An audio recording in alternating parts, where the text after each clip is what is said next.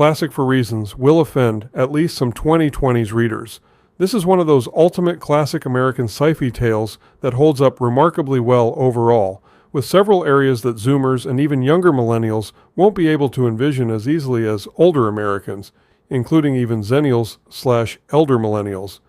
For one, there is a direct biblical reference in the book that refers to Acts chapter 5, and while the book explicitly calls out that it is a biblical reference, a reader not familiar with that passage won't get it at all, though it is quickly explained in the text itself,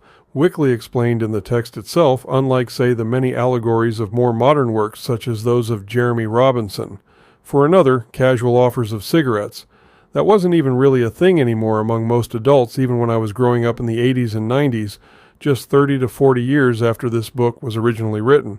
We won't even get into phones being the epitome of communication tech, with computers not even rating a mention at all. In the Bay Area of California, mostly because when this book was written in 1954, Silicon Valley did not yet exist and computers were still the size of rooms.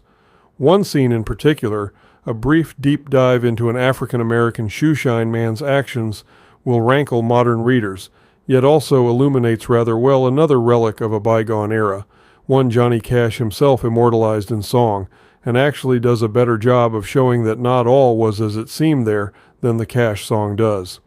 Finally, modern feminists will roll their eyes at best here, as the men are the undeniable heroes of the book, though the women are in fact shown to be quite capable themselves, more so than modern feminist critique of this text would have you believe. Indeed, they ultimately both incite the main story and even play a significant role in the endgame with their bravery and cunning, neither of which the male lead expected the female lead to possess at this level. But for all the modernist questions and critique, at the end of the day, this is simply a great and greatly inventive and innovative for its time and era sci-fi tale, one it is quite easy to see how it became such a beloved and influential tale in the American zeitgeist for generations. It does exactly what we expect of bleeding-edge sci-fi of even the current era in taking its era's scientific understanding and spinning a great and greatly suspenseful tale around the existing realities as they were known and understood at the time of writing the original tale,